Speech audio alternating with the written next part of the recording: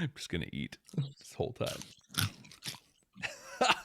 We're going to Babylon 5 ASMR for the first time. We're going to... No. No. No, what? Babylon 5, SUAEI. Sway. Shut up and eat it. Okay, that too. I still want to do the Babylon 5 cooking show, right? I think we Flarn, should. Yeah. hot jala. There you go. I like it. I like it. Hey, everybody out there. Welcome to Babylon 5 for the first time. Jeff and I recording a podcast today. We are. Yes, this is an audio podcast. We'll go out to all the audio feed. Well, you guys out there are about to watch us do this. This is the behind the scenes. So welcome. Welcome to the behind the scenes. This is the full unedited version of how we make this show a reality, which means you guys get all the outtakes and the blurbs and the flarns and the dogs that are going to interrupt us and the whatever. Jeff. There will be no hiccups on this one. This is going to be a flawless execution. Well, this time with that, hey, you guys, at least after I edit it. Here you go. The magic of editing. Hey, you guys out there. Hey, you want a free podcasting tip? Get a really good recording, audio wise and content wise, and edit less, and you'll create more podcasts for a much longer time. With that, you guys make sure you like, subscribe, share this video, all your friends out there. And by the way, quick plug to our YouTube friends out here. I know it's out there. We don't talk about it a ton. Probably won't put it in the main show. If you haven't yet, join us over on Patreon, where you get some exclusive content that's not available anywhere else, like full unedited reaction videos from both Jeff and I are available. Yep. You also get our show notes early. There's a few other things that are out there. You can join us. Do some fun stuff from time to time. Like, yeah. Yeah. And there's a ton of really cool people there. That's it. That's what I was trying to get at. The community there is awesome. So you could almost say that our strength that makes us as a podcast the most dangerous podcast out there is our ability to foster an incredible community. And that's how we're going to tank the reboot, Jeff.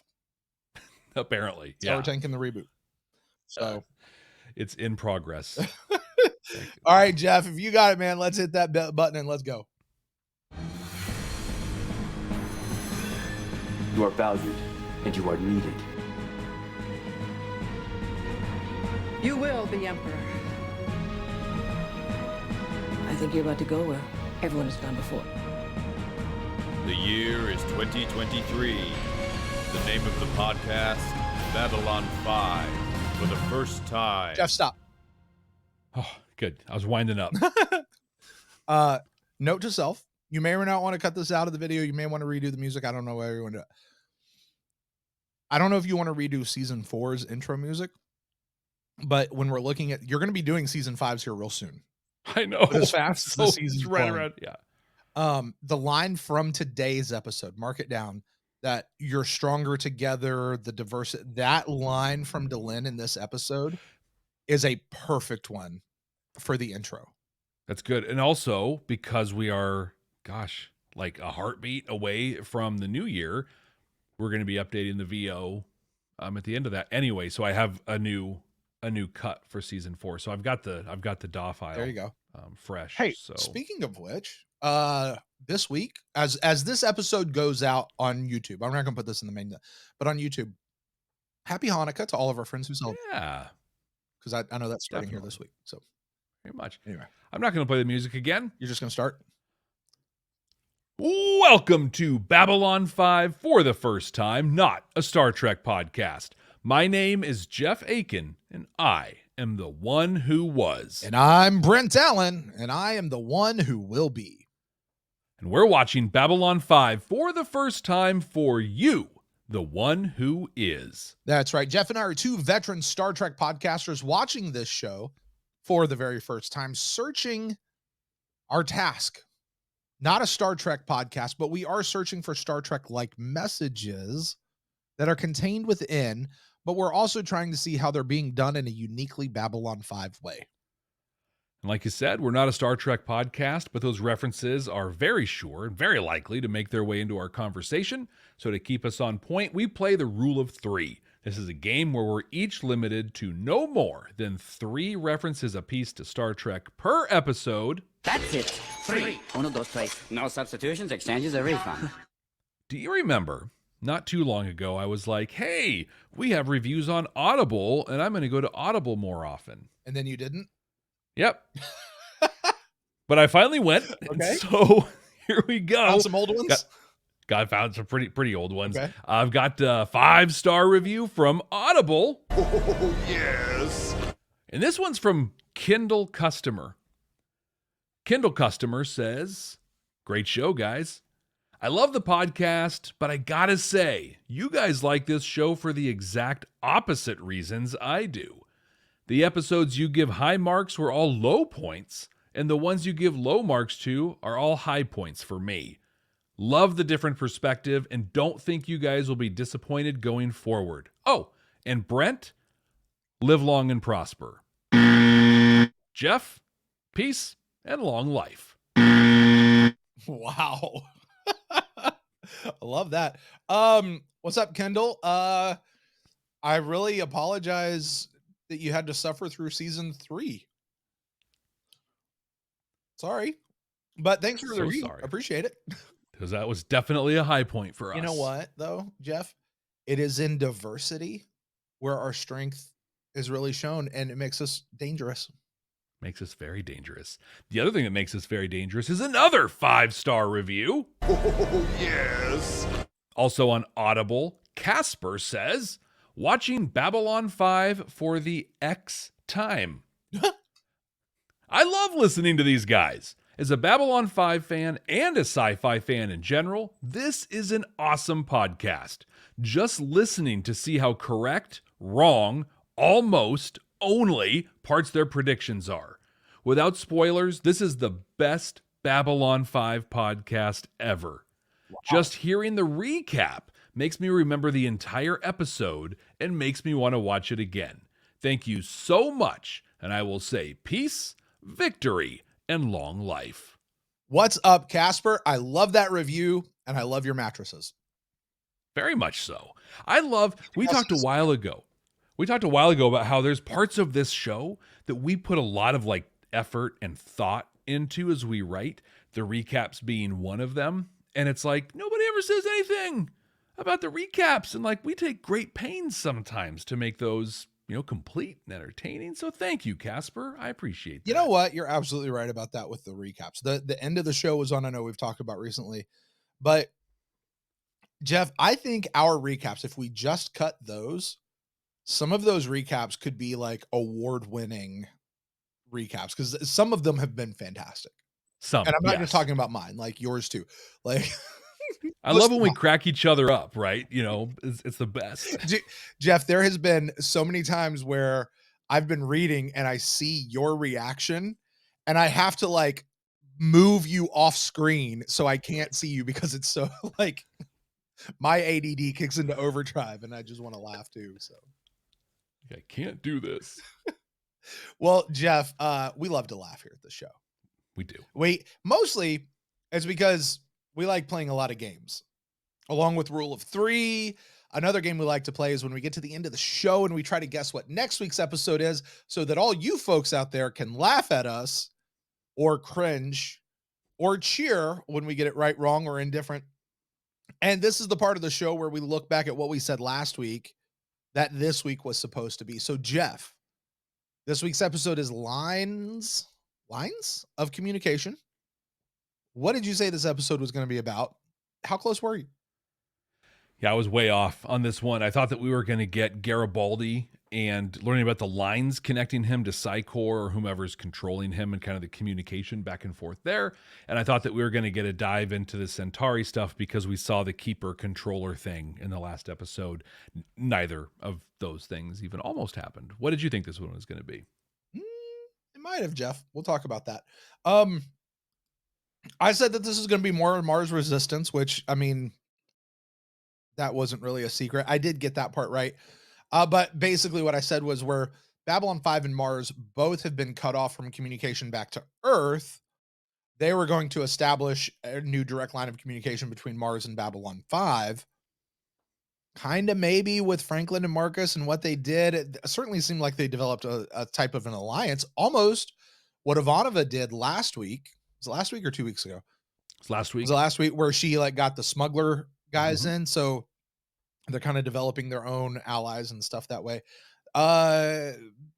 Yeah, I'm not going to give myself too many points for this one because it's not that spot on at all. But Jeff, since neither one of us, neither one of us, that's how they say it where I'm from. Neither one of us were correct on this. Why don't you tell the folks at home who maybe haven't seen this episode in a while, or maybe they're listening to us without ever actually seeing the episode ever, which is totally cool but weird all at the same time. Tell the folks what this episode was actually about. In July of 1984, Cliff Burton, Lars Ulrich, and James Hetfield shared profound advice on how to deal with mutually assured destruction, which is Sheridan's new game plan when it comes to ISN and President Clark's propaganda. Fight fire with fire. In an incredible leadership moment, he recognizes Ivanova's talent for being in front of a camera from back when she was updating the sector on the Vorlon invasion, and decides to transform the war room into a television studio and dub Ivanova the voice of the resistance. And that voice is desperately needed. The resistance, they're not doing so well. On Mars, they've been hitting civilian targets, and in the latest, 10 civilians were killed. Number 1 comes unglued at this. Franklin pulls all the resistance leaders together to deliver the messages from Babylon 5. They're outraged over Mars and Proxima 3's treatment, and they're working to free them. But very specifically, they are to target President Clark, the man, not the office of the president. This is not an overthrow of EarthGov, but a fight for their independence, which Sheridan guarantees because, of course, the captain from some random disenfranchised space station can guarantee the terms of the fight and the surrender of EarthGov. Well, Franklin shares one more message, and that is the bombing of civilian targets stops immediately. Number 1 is pretty wise to this, though. Given the limited communication between Mars and Babylon 5, there's no way that Sheridan knew that kind of stuff was happening. Franklin owns up to it, and later that night, while Marcus stands watch, he's rewarded with an, "Oh, Stephen," for his creative thinking. On Minbar, there are more and more rumors of the warrior caste establishing its own council to rule the Minbari, and they're starting to play dirty. Delenn, along with an honestly distractingly beautiful Minbari, Forel, are also going to have to start thinking creatively. But they're helped along in this by seemingly unprovoked attacks on their allied worlds from an unknown attacker. They head out in a White Star to see what they can learn and hopefully provide some protection. But they're too late. The unknown alien vessels have destroyed their targets. Delenn has Lennier do their first contact thing, not repeating the mistake when they first met the humans. They kept their gun ports closed, right? Broadcast friendship messages and language codes so they can communicate. These guys didn't need that. They very quickly show that they understand and speak Minbari, and in that moment, we are introduced to the Drakh. Delenn wonders, how is it possible they already know this language? And Forel pulls a gun on her.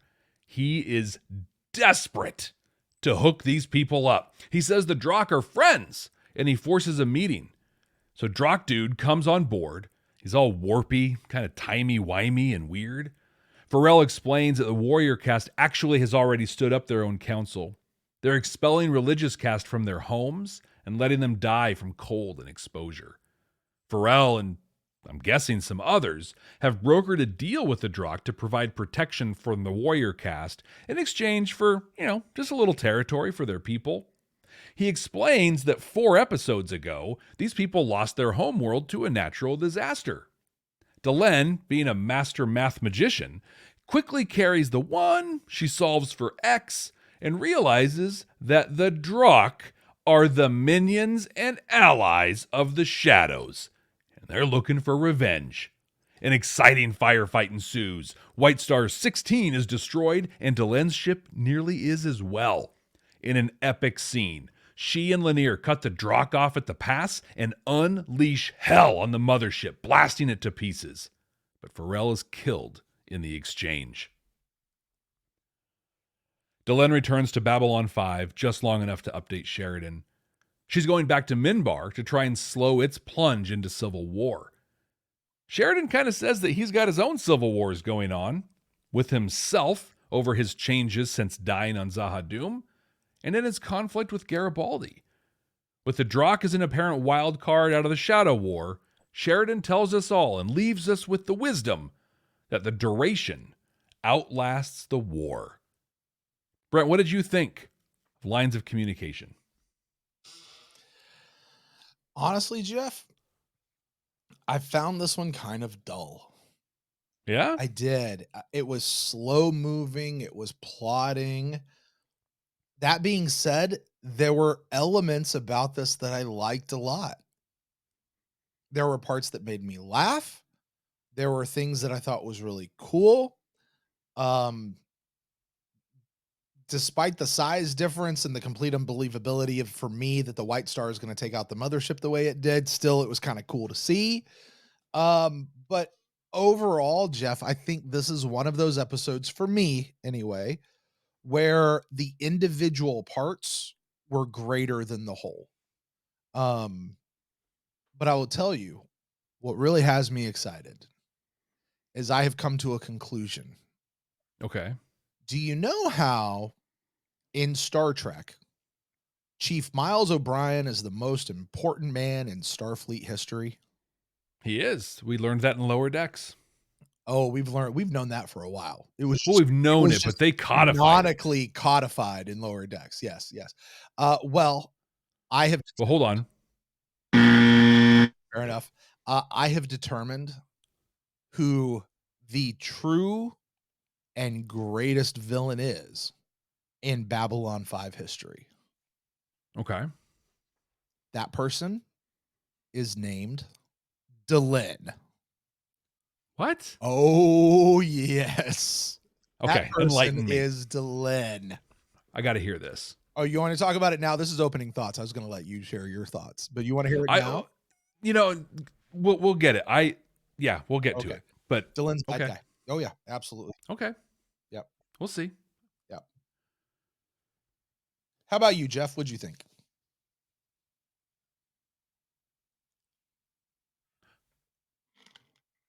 One of the things we've heard about Babylon 5 is that it develops its characters unlike many, many other series have done.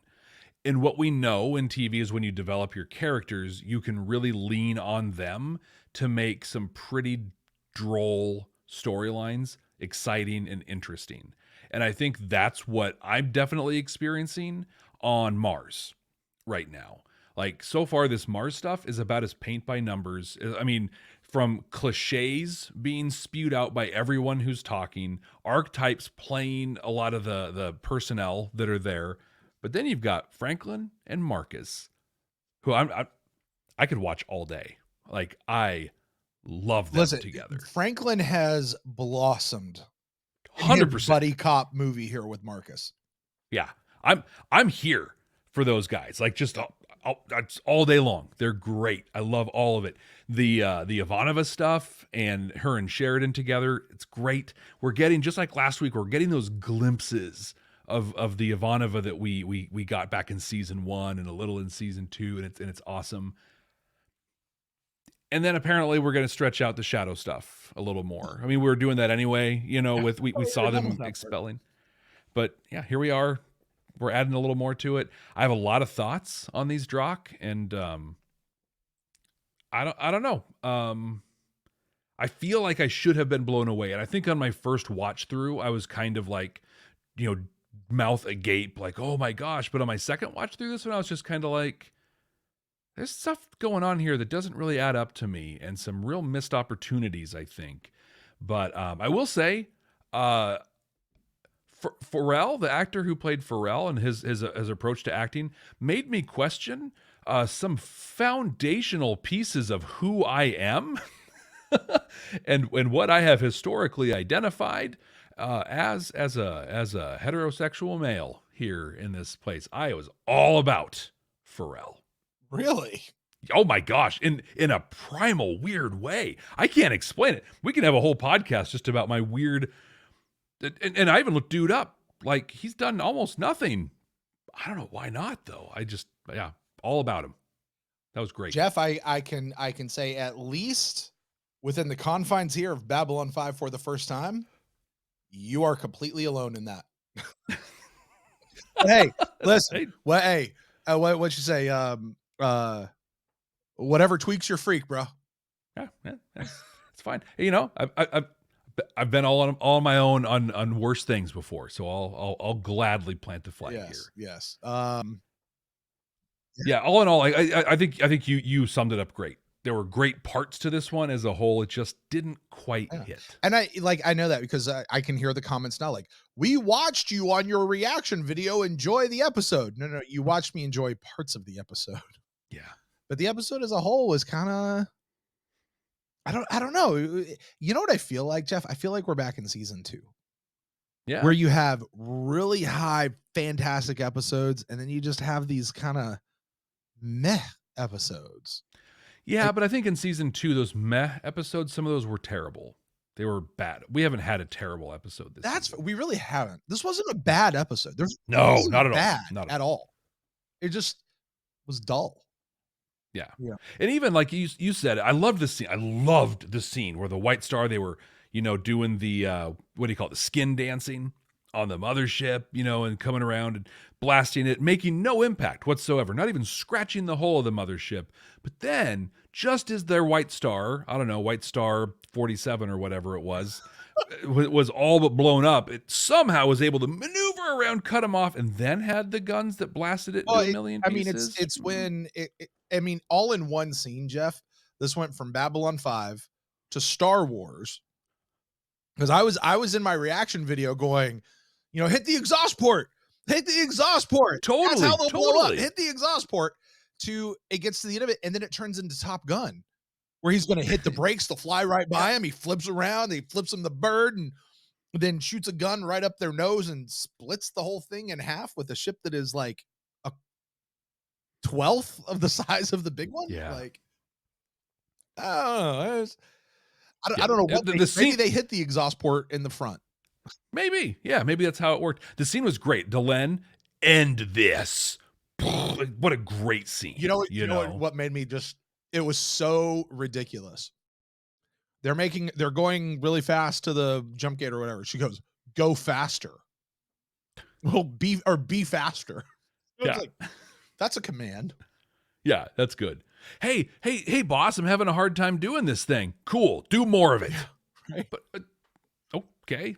What do I do with that? Right. Yeah. So let's talk about the Drakh. All right. Okay. At first, I mean, it.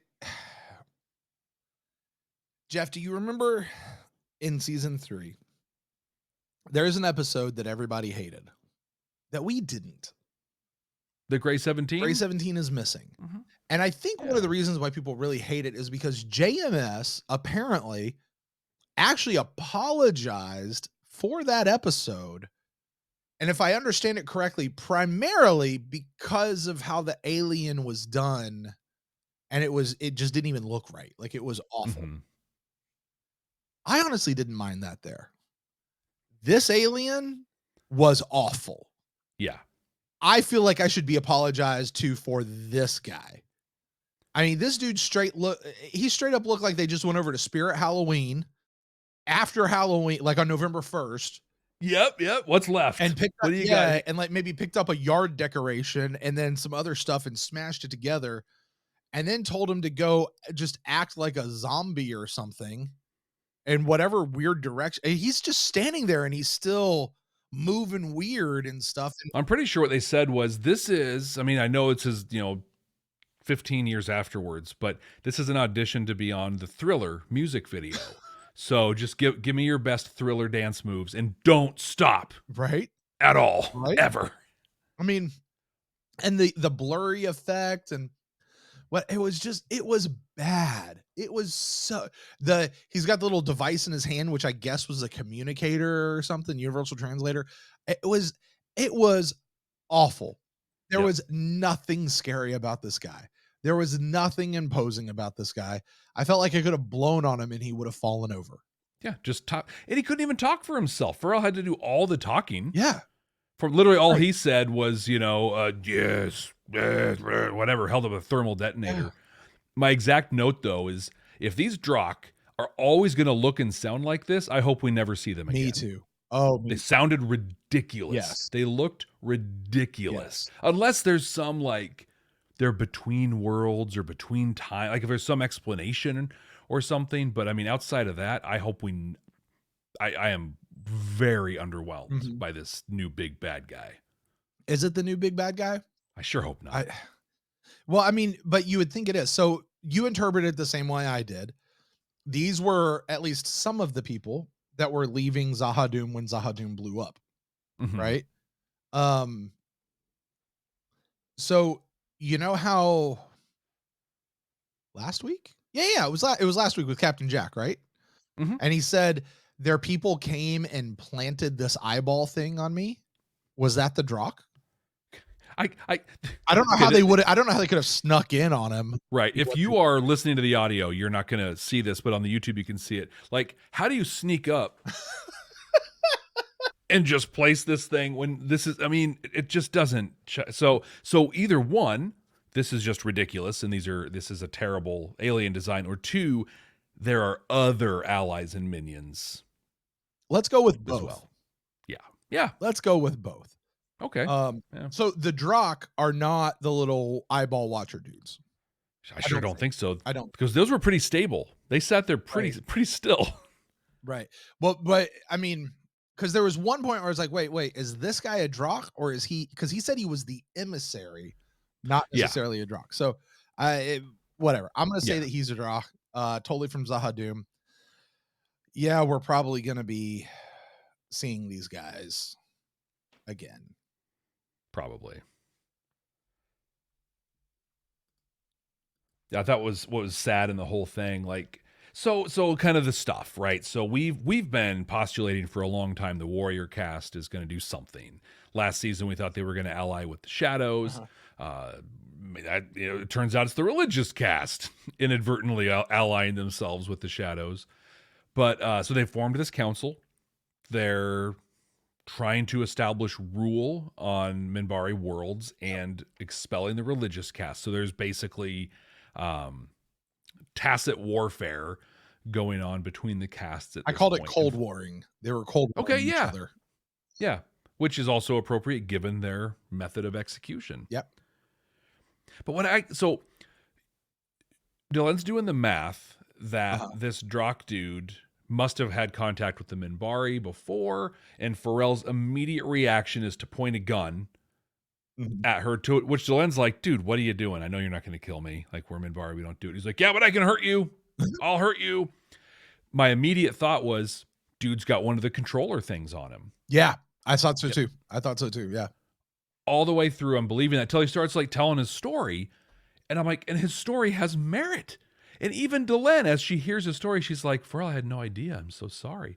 And I'm like, why was his first reaction to whip out a gun and not be like, hey, Delenn, let me tell you what's going on over here. And then I brokered this deal. Like, the whole like mechanism that got us face to face with the Drakh just felt so manufactured and unnecessary. Absolutely. I had to bring you out here because I knew you'd say no. No, you didn't. He didn't know that. No. She's all about this. You got to say something as a writer. You got to give him a reason for doing it, and that's your reason. But whatever. So Jeff, here's where I'm going to talk about it. Delenn is the biggest villain in the Babylon 5 universe. Okay, let me. This is all. Everything here is her fault. All right. Okay. Let's start with Minbar. Delenn goes in, makes everything all about herself. I'm the chosen one. How do you know? I don't know. My heart just tells me so, and I'm going to follow my heart. So I'm going to take this triluminary and I'm going to do this thing, which is really against our rules and really against our law. But, you know, I'm following my heart, so I got to do what I got to do. And I'm going to turn myself half human. And then I'm going to go be a savior of the universe. And I'm going to go do all this stuff. Oh, by the way, I don't like the Great Council because they told me they didn't like what I just did. And so I broke up the Great Council. And then she pieced out and went back to Babylon 5. They broke up the Great Council, and then she pieces out. If you're going to break something up, if you're going to take something out, you have to have something to fill in its spot. Okay. You just do. There's an old parable from the Bible where basically the idea is if you have a bunch of robbers living in your house, you don't go in and clean up the house and then don't move into the house. Because if you do, then you'll come back and you're gonna have even more robbers living inside your house. Mm-hmm. Right? And that's the idea is if you're going to take something out, you've got to fill in the void. And because of this, Delenn is responsible for Minbari culture fracturing and separating and turning to Cold War, which could blow up to hot war, sounds like, at any moment. It is her fault. She is to blame for the dissolution of Minbari culture. Also, when she went in and had her role in the shadows, and she went in and killed the shadows or took them out, she left a leadership void among shadow allies. Didn't even consider that the shadows might have some friends out there. Didn't even think about it. And now that the shadows are gone, well, they're trying to get in control themselves. They're trying, again, you took this person out and you left a leadership void. And now this is happening with the Drakh. Delenn's the greatest villain of the entire series. She finally realizes it at the end of the episode and says, you know, I shouldn't have been gone this long, she says. She knows it's her fault. And so she's going to go back to Minbar and try to fix some stuff. Now, what's going to happen with the Drakh? I don't know. She can start where she needs to start. But basically what I'm saying is this whole thing, the Earth Minbari War, her fault. The fact that the Earth, I mean, imagine what would happen if the Minbari just obliterated Earth. Mm-hmm. Okay. Would have saved a whole lot of trouble. Yeah. You know, but no, she had to go in and stop that. And she broke up Minbari culture. She was a big part of getting the Vorlon and the Shadows to leave and shake up the void that is there. She's going in, taking things out, making it about herself, and then piecing out, leaving people to figure stuff out. That, my friend, is a villain, and she is the biggest villain of the Babylon 5 universe. So I think where I'll push back right out of the gate is on the Drakh piece, because Sheridan didn't think of that either. No one thought about the allies and in fact, if you want to say anybody should have, it was Sheridan, because he had Londo in War Without End say, you didn't think about the allies and minions of the shadows, and they've been here for 20 years doing this stuff. Mm-hmm. I put that at Sheridan's feet, not Delenn's. Mm-hmm. And I think also we talked about when, you know, in Atonement, mm-hmm. how I felt Dukat mm-hmm. letting the Grey Council make the call to not reach out to the humans and make first contact was the right call. Tell if they're doing something foolish, show them that they're a fool and let the truth, you know, mm-hmm. work itself out. I think to take what we learned about Delenn and Atonement and then piggyback on what you're saying, mm-hmm. Dukat was allowing some chaos to happen. He was allowing the Minbari to make mistakes and for people to get hurt as a result.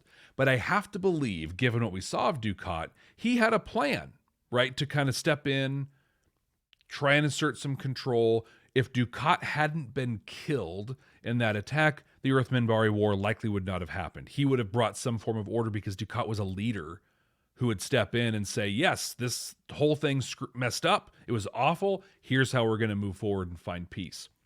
But instead, what we got was Luke Skywalker. Huh? So we had Luke Skywalker and Ben Kenobi. You had Delenn and Dukat. Luke wasn't fully trained, and he went to fight Darth. And as a result, we got that horrible, the beautifully horrible end to Empire Strikes Back, because Luke didn't know what he was doing. Yep. That's what we have with Delenn now. Hey, I saw Dukat let these people do these things and step in and do stuff. What she didn't see was the great leadership and the strategic planning and the high level stuff that he was doing behind. So she's not doing those things. I'm gonna disagree that she's the biggest villain in the series. What I'm gonna say is that she is the most dangerously empowered, ignorant person in the galaxy. She doesn't know what she's doing, but she's swinging such a huge hammer that she's destroying intergalactic structures. God, and to go back to when she did break up the Grey Council, what authority did she even do that under? At that point, she's a random person coming in who broke a staff. They didn't have to break up. But still, who are you, lady? I said it a couple episodes ago. I'll say it again. Naroon from back in was that Interludes and Examinations, I think it was. He was not wrong. Oh. You know, I remember that. When she saw Sheridan and the summoning come out and be like, blah, blah, blah, and then she ran up onto the catwalk to be with him too. Oh, there's a spotlight and there's power. There it is. She is an ignorant person who's addicted to power, and people listen to her. And that is the most dangerous type of person in the world, or the galaxy at this scale. I don't think there's a difference between what you and I just said.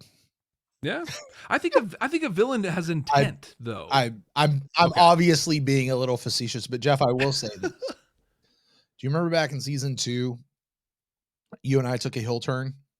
Oh yeah. And towards the end of season 2, what's the other side? A face turn?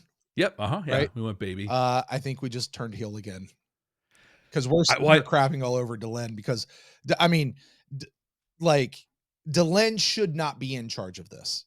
No. Delenn, here's the thing. She really shouldn't be in charge of this. She is not warrior caste. She is not trained in tactical battle. Sheridan or Ivanova should be here with her to guide her.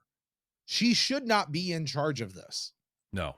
Or Naroon. Lean on the people that you have close to you. Didn't he come and bow a knee to her or something and be like, hey, I'm on your side now? Called her Intilza, right? He should be here and do it. It's like, where's Bester? He said he was going to be on their side. Where's Naroon? But you know what? I'm not going to put that on her. I'm going to put it on Delenn. Yes. Delenn needs to go get Naroon. Yes. She's a villain because it's all about herself. It is all about her. I agree. And I know to what you just said, we just alienated a lot of people here. I'm sure there's things that happen, but I am gonna stand on this pulpit and I'm not coming down. When you are a person with the power, when you're a person with the prestige, and not just power, but power given, not power taken, but power given that Delenn has, you do not get to be that ignorant anymore. You do not get to be that irresponsible. I agree. But she does, and here we are. What happened? What was his name? Sean, right? The guy, that was the guy that was trying to accuse Sheridan of killing the other dude. Yeah, Lavelle, right? Yeah, of killing Lavelle. And Sean called her a freak, right? You know, and then we got, so we went from her being fully ostracized in Minbari society to her being able to come in and break up the Grey Council. And now her apparently being the only person who can come and bring order to Minbar. It's a savior complex, right? Here's the thing. She probably will do a much better job bringing order and being a savior to Minbar than she will commanding a vessel in battle, because she is trained in how to lead her country and lead her culture. She is not trained in how to lead the warrior, the battleship. So that's the thing that I caught out of this episode. And I want to it's a thing that on reflection, we've seen through the whole series, but in this one, it became so apparent. What really prompted her to grab the White Star fleet and head out to see what was going on is the religious caste had committed to protect these small member worlds that they have care for. Why is the religious caste offering military protection to places. The religious caste are the ones who have crewed the White Star vessels and built them. How do they know how to do all that stuff? Like, what are these castes really? Because it seems to me there's not much difference between the warrior and the religious caste, other than the warrior caste are clearly bad guys. Whereas the religious caste tend to keep it a little more under wraps. At least that's what they say. That's what they purport. Maybe the warrior caste really are the heroes of Minbari society. Right? You know? So, look, Delenn is our hero of the story. She's one of our heroes of the story. One of them. You know, they're going to write her as they write her. For her to sit there and in strength go faster or be faster. Did it occur to you that she made the same call here after all those people died? And they said, no, you go after these MFers and make them pay for what they've done. Is that not the same thing that she did back when Dukat was killed? No mercy. Said, no mercy. Make them pay. What has Delenn actually learned? Look, folks, hey, listen, I know you love Delenn. I know you love Delenn. I know some of you have even taken on her name, and that's awesome. And I get why you would do that.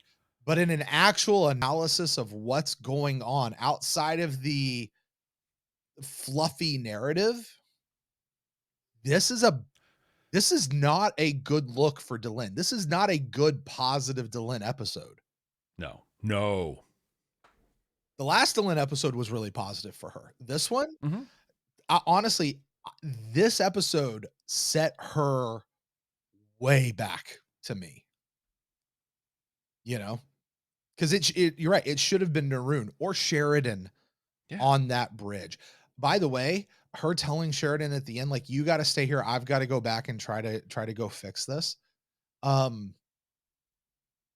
And I'm sure you're going to get into this in Star Trek Messages later. Her sitting there telling him, something I've studied about human culture is your diversity that brings you together, and that is your strength. But you stay here. I'm going to go back there by myself and do this myself. Yep, not even use it. Your diversity is your community that you build and the way that you do this, but I'm going to go do this over here by myself. Well, I think that's what we've seen from the Minbari through and through. They are isolated. They're racist, speciesist, whatever. Like xenophobic. Yeah, that's the word.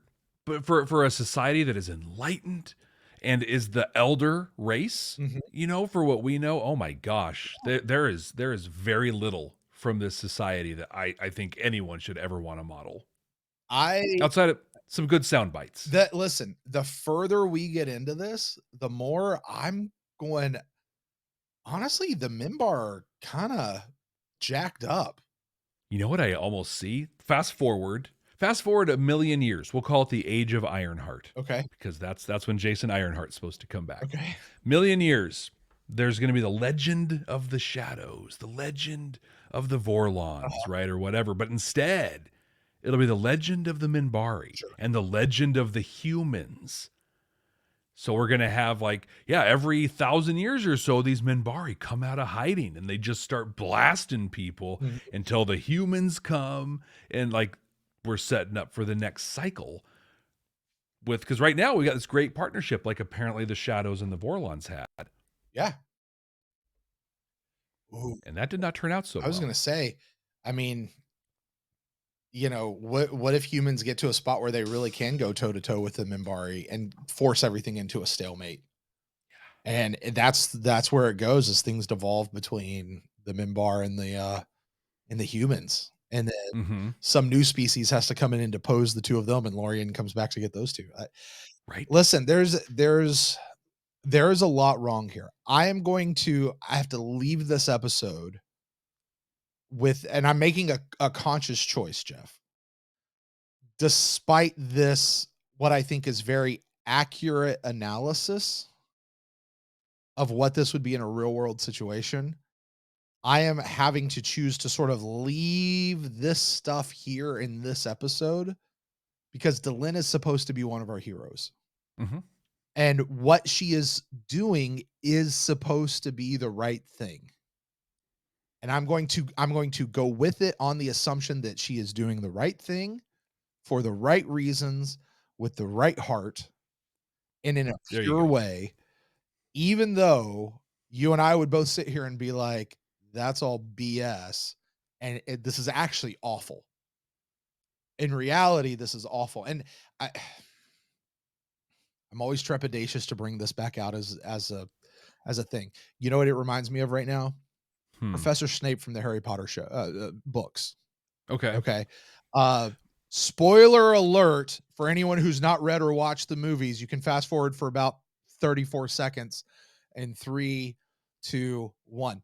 All right. You get to the end of Harry Potter and Snape, everything's revealed about how much he loved Harry's mom and always he loved her always. And oh, how sweet that is. And he's always been protecting Harry because of it and blah, blah, blah. Until you stop and think about how creepy that is, that this dude has been hung up on her since he was a kid and never got over it and stalked her. You know what I mean? And her kid. Yeah. And it is not good. It is the truth about Snape is he's a disturbed individual, but he's written as an archetype, and we were supposed to go with it. So I'm making that choice to go with Delenn on this one, even though I think in the final analysis, Delenn's messed up, man. Yeah. I think, though, also what I know of some people who hold the character in very high regard is a lot of it, her story is her struggle and her growth. Sure. And we've seen that so far, you know, and so and I have to believe, just as we've talked about, you know, we've seen the attempt at redemption for Londo in what will be his last moment. I gotta believe out there that, hey, Delenn, something Delenn. Hey, red sector, fire it up, Jeff. This is my next to last note. It's time for the redemption of Delenn of Minbar. Fire it up, red sector. Make all the memes you want. There you go. They love my redemption arcs. They do. Well, the last real note that I have on this whole Drakh thing is, other than just a couple other thoughts, like, why did they just let him walk through the ship on his own? Like, what was that all about? But when you first saw their ships, did you read Vorlon? I 100% did. I was like, those look Vorlon ships. But then they had a different, you know what they looked like? They looked like if you take the claws out of a claw machine and set them on a side. That's what they look like. So it wasn't quite Vorlon, but I was like, it has that organic tech look to it. Yep. It has the color and the stripes, the texture. Everything looks 100% organic tech. So what is this? Now, until I hear differently, I'm going to assume that the Drakh are using organic tech as part of their ships, just like the Vorlons and Shadows both did. Yeah, I think so too. The Shadow ships were organic tech too, right? I think so. That was my interpretation of it. Yeah. Hey, listen, for those of you out there who want to write in, because I know some of you guys are furiously firing up the keyboards, say what you will. Please remember, no spoilers. Don't tell us what happens with the Delenn. This is just where Jeff and I are right now. Yeah. There's still a season and a half to go. All right. Well, we've been talking about one bad girl. Let's talk about another bad girl. Number one. Thank you. I'm going to make this as a declaration. Number one lady, the actress, I don't know what her name is. She is going to give Liana Kimmer a run for her money in worst guest actress in the entire series. Why? Because you can literally see the cue card that she's reading from? Literally in the reflection of her eyes. She is awful. And when she gets in there and she starts like hammering people, there is no threat whatsoever. If she came in and said that stuff to me, I'm gonna use your brains for cat food. Ha! No, you're not. I'll give you $20 to try. Let's do it. Listen, using your brains for cat food is no, I'm gonna turn your bones into flutes for my children. Yeah. That is a chilling threat. The other one, That actor, she's got to be 6 foot tall if she's anything. Like she's a tall, yeah, imposing woman. Like I'll give her, like, definitely looks the part. yeah. But the minute she opens her mouth and starts trying to like put some stank on there, I'm just like if I was that guy, I would just like, what did he say? So, is this how you treat all your former lovers? I would just be like, I can't believe I'm one of your former lovers. I'm so embarrassed for myself right now. Listen, in the dark, it's all anyway. She is one of those people whose voice does not match her face At all. You It's know weird. what I mean? Like, it's you talking like you don't.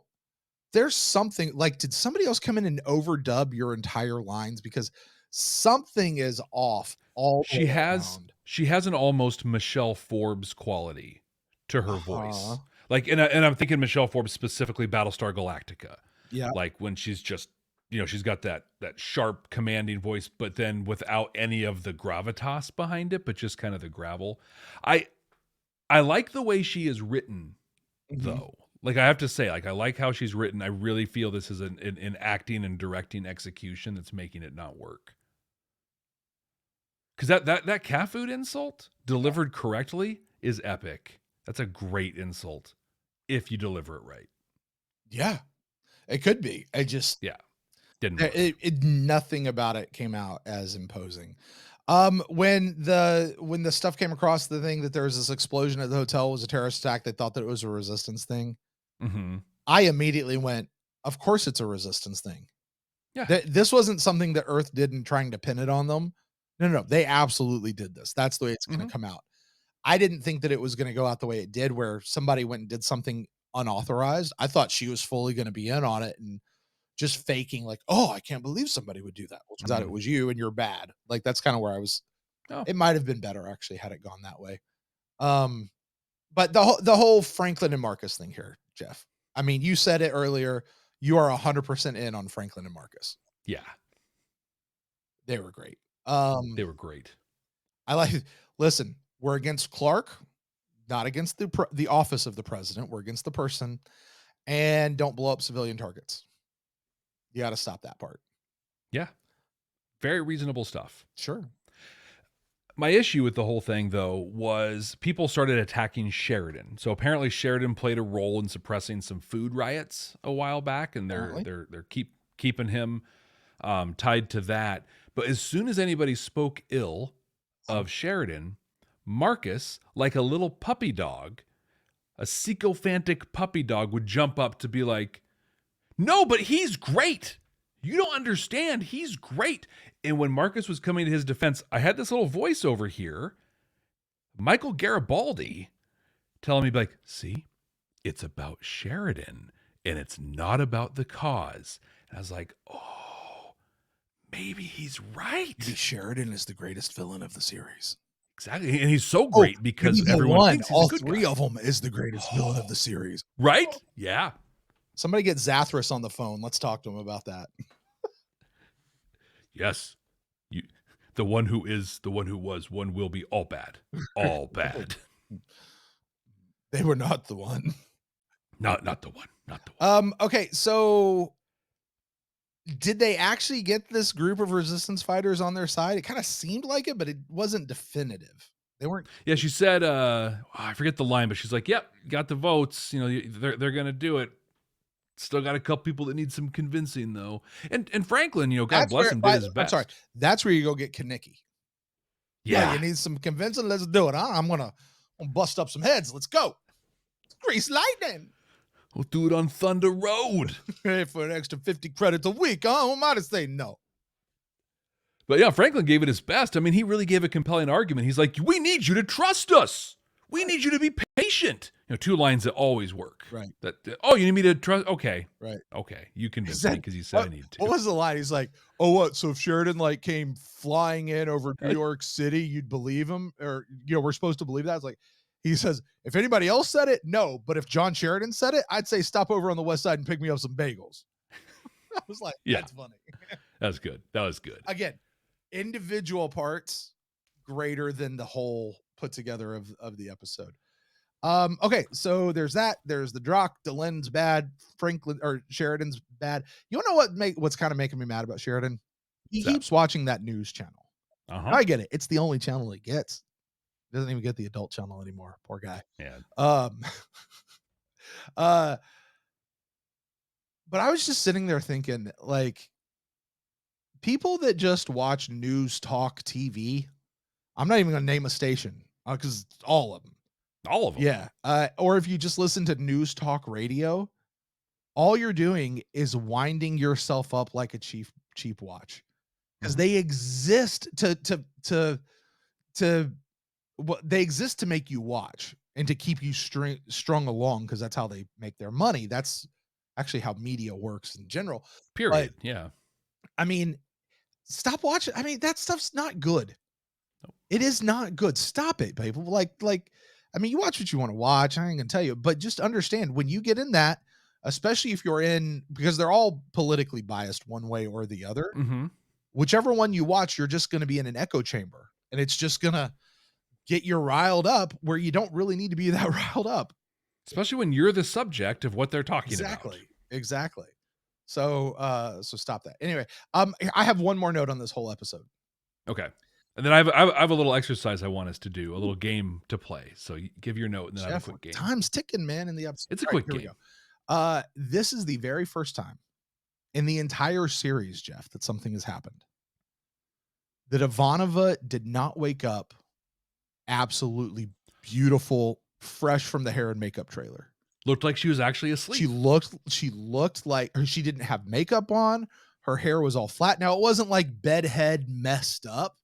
You still looked pretty great, to be honest. Yeah, right. Yeah. Like she was not I'm not saying she looked ugly. I'm just saying she did not look perfect like she has every other time we've seen her wake up in the middle of the night. Mm-hmm. Like for the first time. Also, we did get a little flash of old school Ivanova in this one. If he weren't my commanding officer, I swear I'd shoot him dead. That's good. That was really good. All right, what's your exercise, Jeff? So this episode ended pretty on what they tried to make a pretty funny note, with Marcus standing guard, and you just hear the "Oh, Stephen." Right. I would like for us to do a little rewrite of that ending. Okay. And so I don't know if I'll set it up, and then you can kind of go, and then I'll give you my idea. But okay, like it was funny, but I feel like it could have been funnier. Yes, I know exactly how it could have been funnier. Okay, yeah, because I think this is kind of your jam. So yeah. Yeah. So you go first. I'll go second. Okay. So what we saw was Marcus bored, standing guard, flicking his Minbari pike, and then heard the thing, and he's like, "Oh, okay." What it should have been was just Marcus kind of sitting there looking around, a little bored, and then you hear the "Oh, Stephen," and then chkunk, then he hits the Minbari pike. Fade to credits. Oh, the implications of that. That would be funny. That would be funny. But do you know what one of the funniest jokes in comedy always is? The Aristocrats? No. No, that is an awful joke. No, is the callback.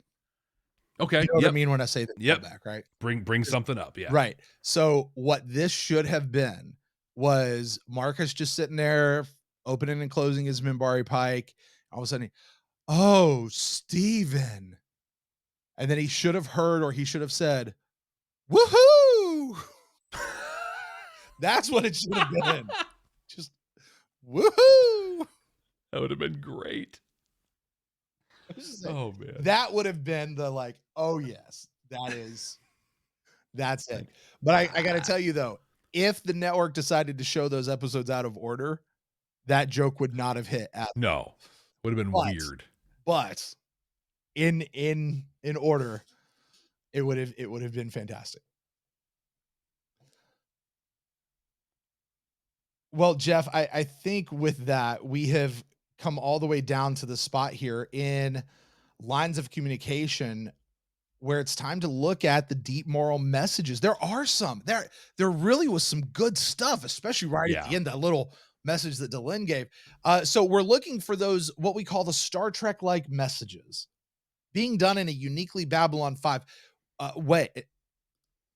What we're looking for are those Star Trek-like messages being done in a uniquely Babylon 5 way. By that, what we mean is we're looking for those things that are holding up a mirror to society, maybe giving us hope that we're going to be better in the future, and maybe just kind of telling us how to be, like showing us who we are for what we are, and calling us to be better as humanity, as a people, doing it in the form of sci-fi. So Jeff, you are going to get to discuss this week, and you're going to rate this episode on a scale of 0 to 5 Delta Furies as to how strong that Star Trek like message is, but how Babylon 5 was it delivered? You said it. There's a lot in this episode. Some of it I'm going to kind of fly over real quick, and then I'm going to dive into two of them pretty big. But there was a great line when they were on Mars, and Franklin just says, this is what, talking about independence, not taking down EarthGov, but fighting for actual independence. This is what you've been fighting and dying for. You're no closer now than you have been. You have to try a new approach. You've got to try something different. Right. I love this because how often do we see people in life, relationships, work, business, anything, just keep doing the same thing and wondering, why isn't this working out? Why isn't this working out? That's just a really cool Babylon 5 way of delivering the message of, hey, if you keep walking into a brick wall, especially if you're hurting yourself when you walk into that brick wall, walk somewhere else. Like try a different way. Then there's this theme. The theme was that history repeats itself. So when Forel's talking about the warrior caste starting to step up and take control, he says that the people saw it happening, but they didn't believe that it could happen to us. They didn't believe that what happened before Valen's time could ever happen again, but here it is happening. And in that, he also shares a statement that he said, Dukat said that when there's good news, we always ask if it's true because it's so difficult to believe. But when there's bad news, we rarely inquire because it's so easy to believe. So imagine this is just a hypothetical situation that, doesn't really necessarily relate to anything nowadays is experiencing, but imagine that you're living in a modern dystopian nightmare where everything politically and societally and climately and environmentally and everything else is falling apart right before your very eyes in ways that we've seen happen in prior civilizations and in prior times, some of it within some people's lifetimes here. Let's just say, hypothetically that's happening, but we keep telling ourselves, we're better now. We're smarter now. We're more enlightened. That couldn't happen to us, even though it's blatantly happening to us. So when we see these things happening, the people who see them, and they try to bring it to other people's attention because we don't believe good news, right? So we have to create bad news to counter the other bad news. In the case in this episode, the bad news is the warrior caste is getting out of control and killing religious caste people. So Forel and the religious caste don't sit down and say, hey guys, this is bad news. Look at the time before Valen. Look what happened. Look how we went through. There's no conversation. Nope. They go out and they enlist the first disenfranchised, powerful race they can find that will stand up and pose a threat to this bad news. Oh, this is bad. Guess what? We have bad news too. Now our bad news is going to have to work together. So the message in this one that hit me so hard was, not only does history repeat itself, but we make it worse each time because to counter it repeating itself, we move the pendulum so far around that it's actually in the same place, right? It's not contrary to the other. We're actually complementing the bad things and moving everything forward. That's what's going to break Minbari society down. Not the warrior caste going out of control, but the warrior caste going out of control and the religious caste also going out of control to show how out of control the warrior caste is.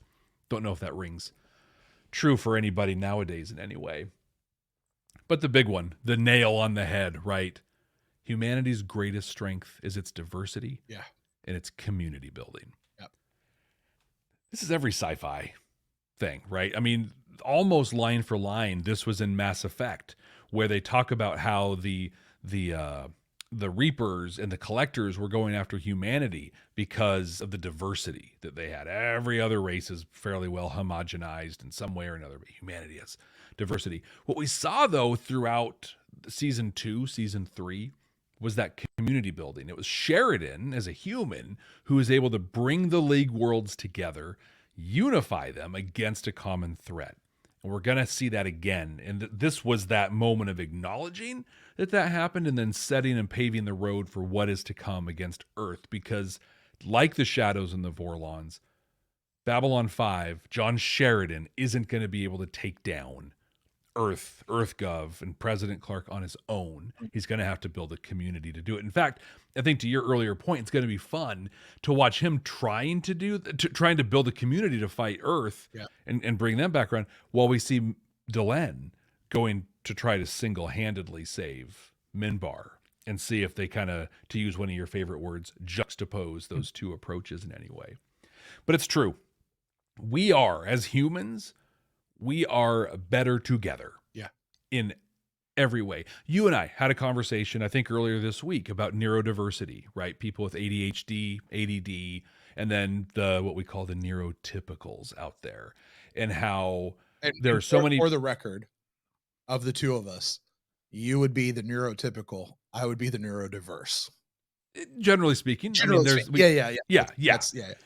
I have a strong belief that like anyone who's truly neurotypical is really skilled at masking.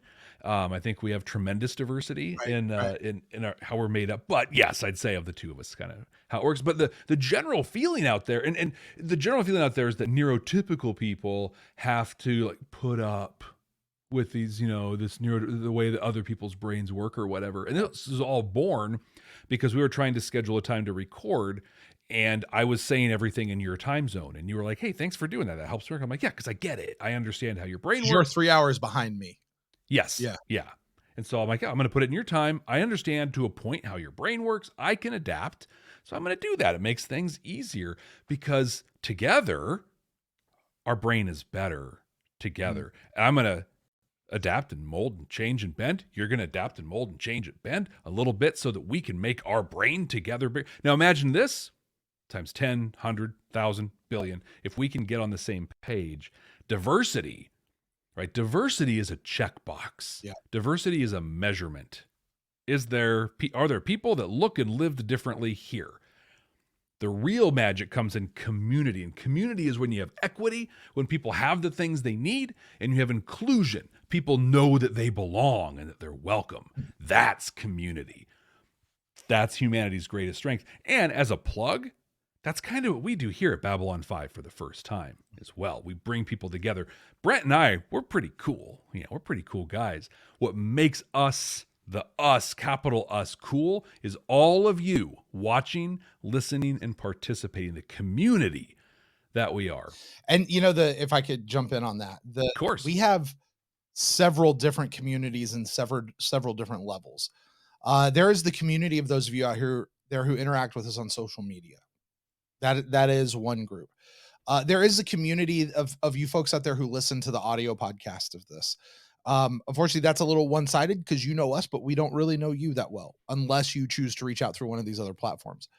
But there's also our group of people that are on YouTube and the people who comment on the videos. And we try to interact with those as best we can. There's so much that it's hard to do that so often these days, but we really do try to interact with that as best we can. And what's happened is with YouTube, it's kind of the same people for the most part every week. And we've kind of gotten to know that group of people.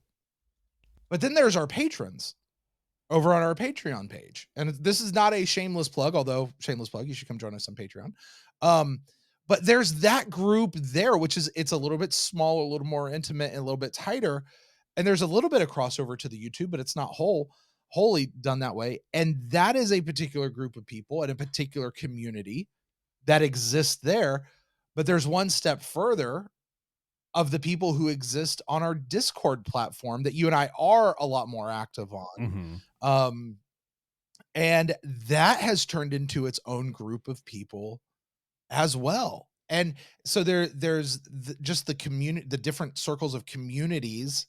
I don't think that anyone is better or greater than the other. It's just, those are the different places that within this own show, those communities have existed.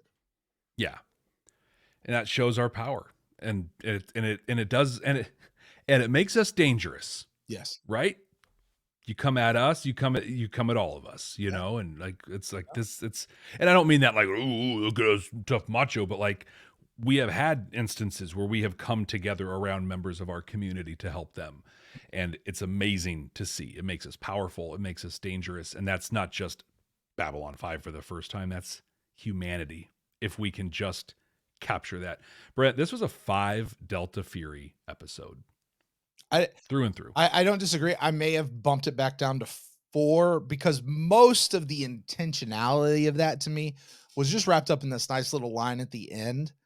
And it wasn't really on full display through the rest of the episode, but I'm not going to argue with 5. That's yours. And I don't get to argue. If I could tack on to that. Yeah. And I'm going to get a little political here, but that's because it's right here. Like okay. it's for the grabbing. And hold on, I'm just gonna get ready to catch the emails coming through. But I think this is true of most governments worldwide from what I see. I could be wrong, it's just my observation. But Delenn's line, it is your diversity that is your strength, and it's what makes you dangerous. I'm going to speak to the American government right now, and specifically to the Republicans and the Democrats, which are our 2 controlling bodies. Right now, we are more like Minbar than we are like humans in Babylon, like than what Delenn described as humanity. We are warring with each other. We are backbiting each other.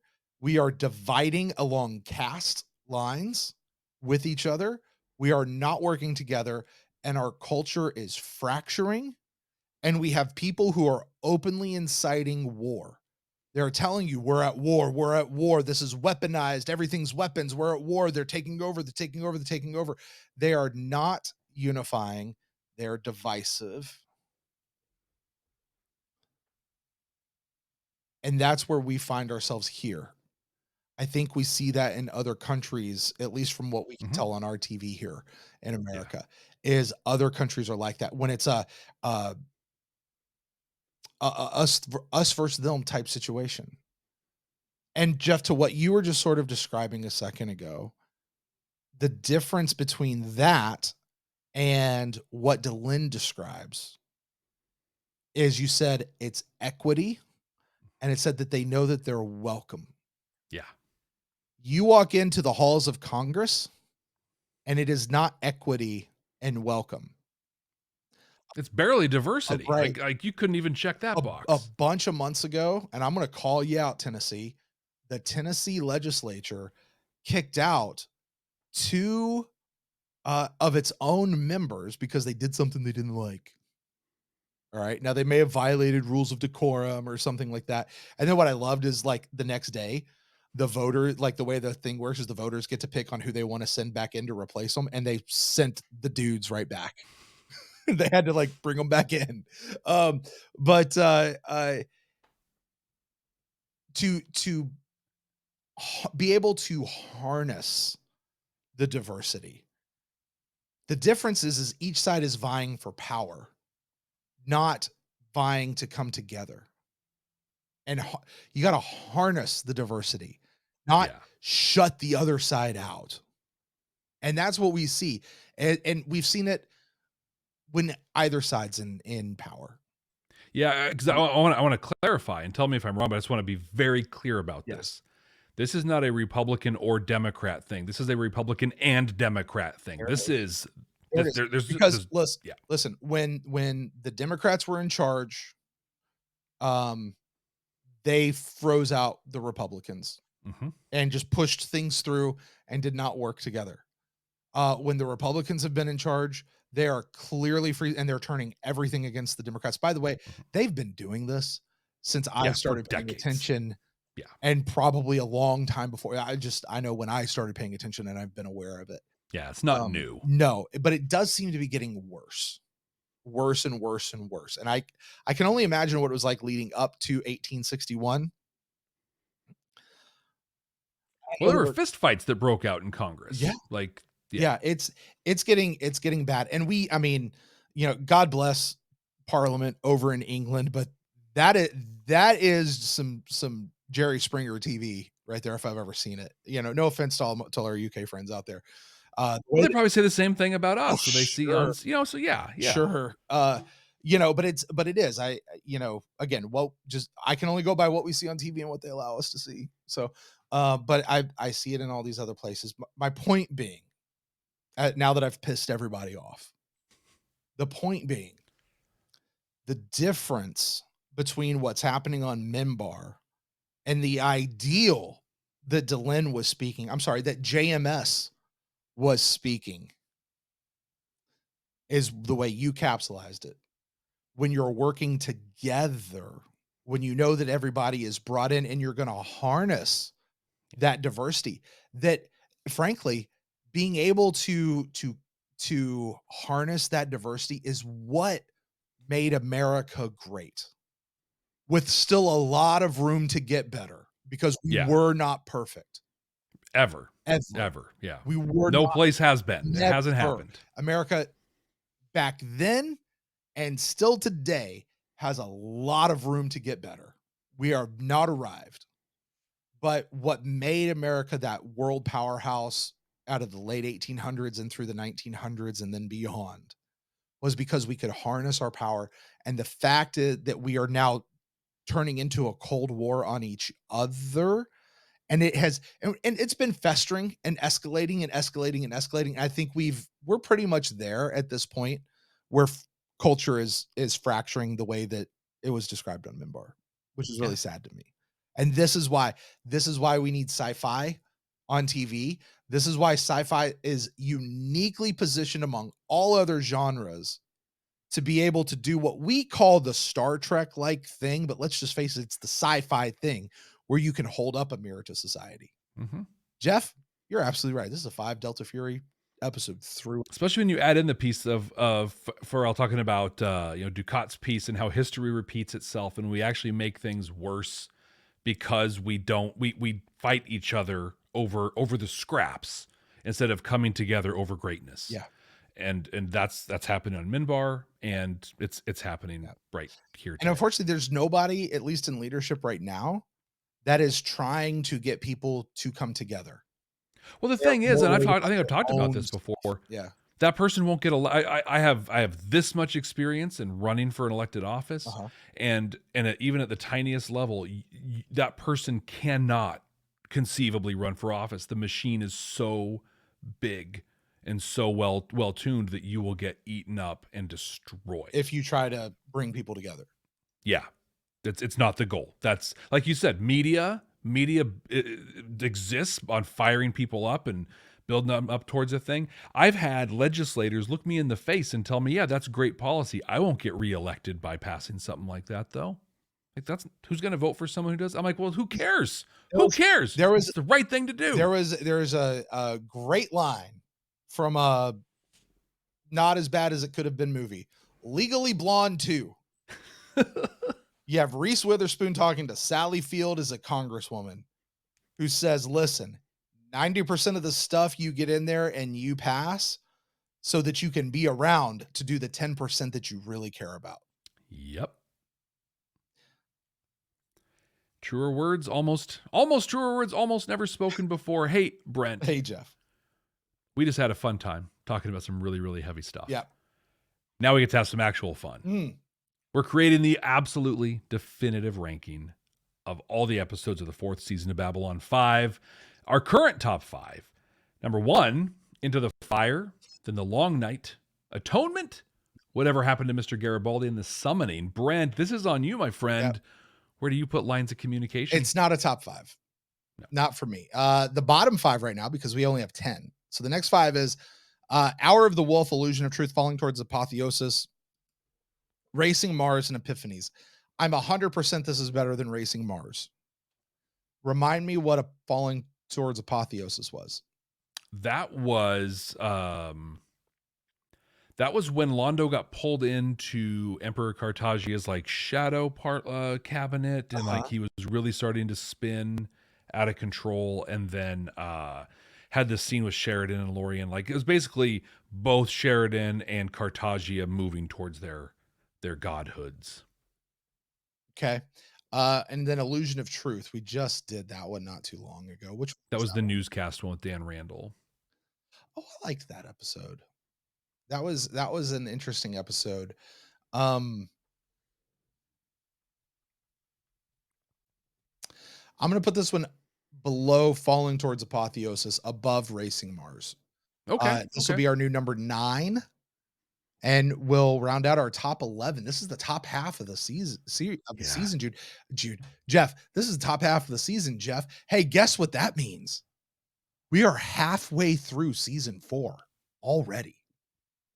We only have 33 more episodes of this show. That's crazy. Yeah. Can you believe it? It seems so close. Yet so far away. In the best way possible. Yeah. You know, I mean, yeah, like so much. Well, Brent, that's it for Lines of Communication.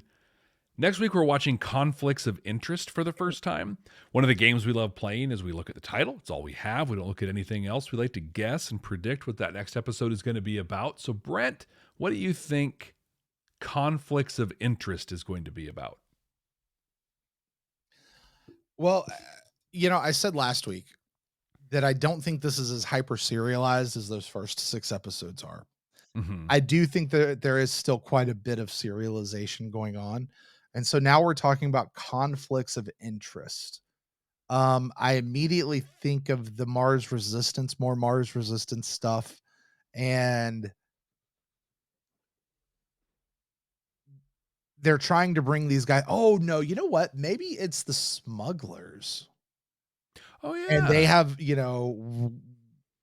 between their own pockets and what they actually agreed to. Who we haven't seen actually in a while is Londo and Jakar both. We haven't seen Fear. So maybe there's something there, but I'm going to stick with this is Mars Resistance and this is smugglers trying to figure out if they're really going to be a part of this whole so they've all agreed, right? To join Babylon 5 and whatever this new alliances that they're putting together. Mm-hmm. They're going to be trying to figure out if this is actually what they really want to do. Maybe we get back to Garibaldi and Hayes trying to figure out where his actual interests lie. Yeah. What about you? I think we're going to lean into Ivanova settling into her voice of resistance role. Oh, yeah. Okay. Yeah. Like we're going to get some of this, but I got a deep cut on this one that's going to happen. So stuff's going to start going out, hitting the airwaves. People are going to start getting attention. People are going to start noticing her, which is going to bring an old face out of the woodwork. Say it. Malcolm Biggs. Oh, no, not that guy. Who are you thinking? Rabbi Koslov. Oh, that'd be even cooler. I would love that. But no, I think Malcolm Biggs, the home guard guy from War Prayer. Okay. I think because he just left. So I think he's going to show up and he's going to come in and kind of set up a whole thing where he's like, look, we're not cool with this Clark thing either. Home guard wants to come on board with Babylon 5 and Ivanova is going to be tempted. Because you can't trust home guard to actually be against all that. Yeah. I wonder if this might be cool. Could it be time for another Bester episode though? Could it be Bester coming back? I don't know. I feel like it's been a little too soon. They spread him out a little bit too much. Yeah. But we'll find out here next week. Thank you everybody for joining us for our conversation here on Lines of Communication. Don't forget to subscribe wherever you're watching or listening. Leave us a rating, review. We'll read it here on the podcast and hit that share button. Share this video, share this podcast with somebody who loves Babylon 5 or is ready to fall in love with Babylon 5. Until next time. Hey Jeff. Yeah, man, what's up? Did you notice my shirt? Your shirt? No, I did. I'm sorry. I did not notice your shirt. You didn't notice? No. What am I, chopped Flarn? Jeez, man. In Valen's name. I mean, we're not some deep space franchise. This station is about something.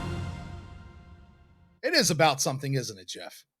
It is about something. You know what it's about right now? It's about Club 65. What up? Club 65! You guys are awesome. I don't think we've called this out for a long time, but I've been enjoying. We've been seeing it now for like the last almost year. But people sharing the merch, right? That they've gotten. It's pretty cool. Yeah. Put the little thing down there. If anybody's new to Club 65, welcome. You're saying, what is Club 65? You're in it. You've just been inducted. Inducted. Maybe a little bit of both. Maybe both. Into Club 65. This is our after show. It's the after party where Jeff and I get to talk about things that maybe we didn't bring up during the recording, or we just kind of shoot the shoe, or we just get out of here because it's really late. Yeah, that happens sometimes.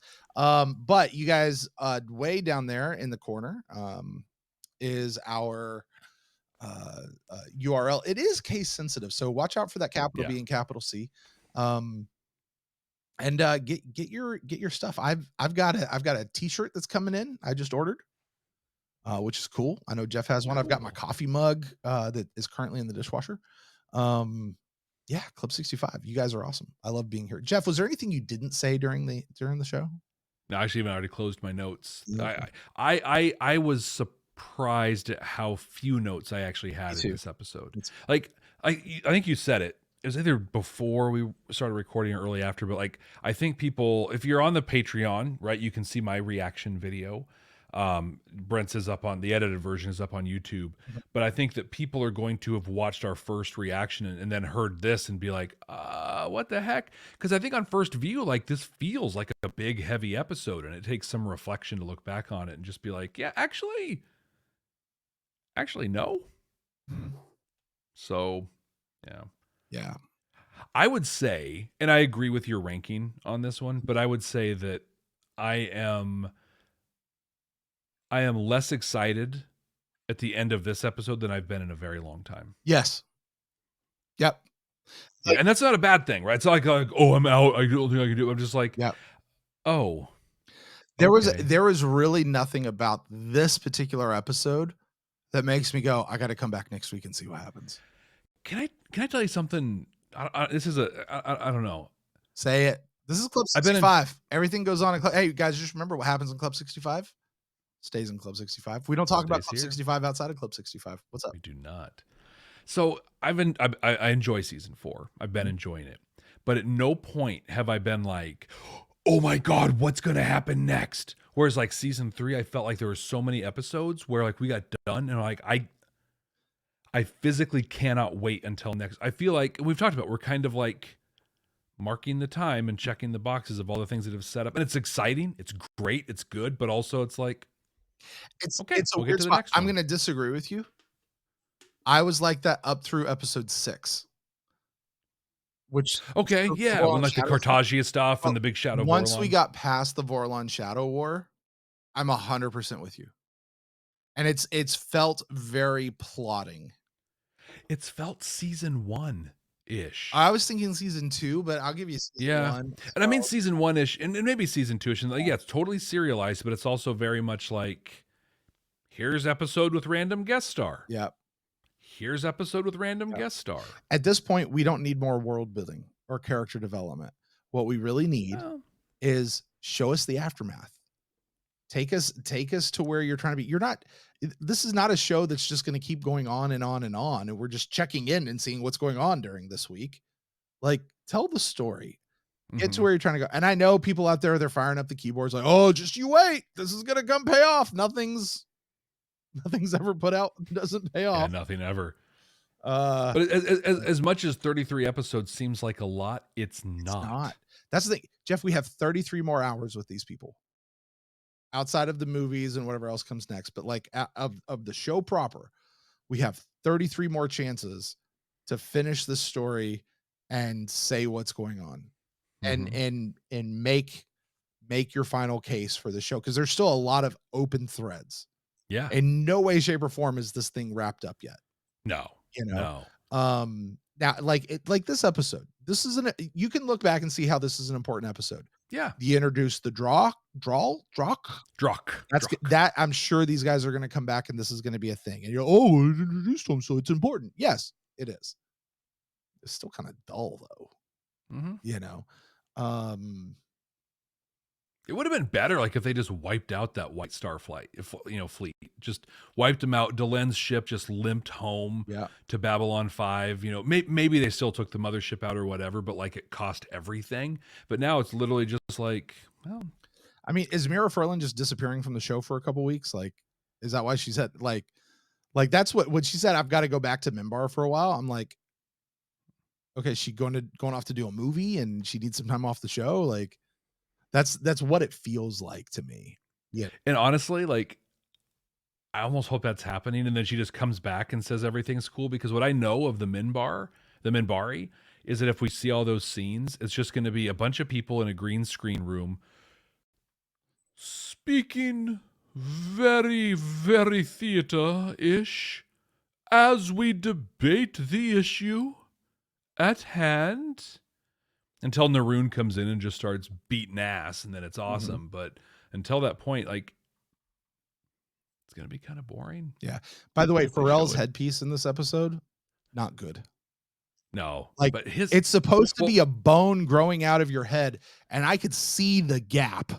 Yeah. And not only that, like, there were a couple times where, like, it wasn't sitting right, and one of his eyes was a little smushed. Right. But I can't, like...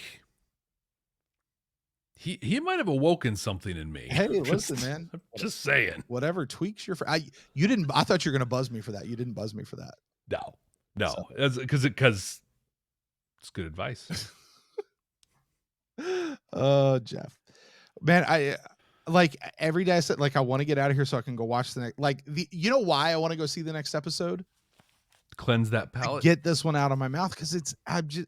Like, frankly, Jeff, I'm not having fun with season 4 since the Vorlon Shadow. That's a good way of putting it. You know what I mean? Like, it's always I'm waiting. Yeah. It's like I feel like I'm just spinning my wheels right now. Like, everything seems like it's important on some level. Yeah, Club 65. Do not hear us saying that we don't like this, that we're tapping out, anything like that. It's just that given what we've gone through, this is a dip.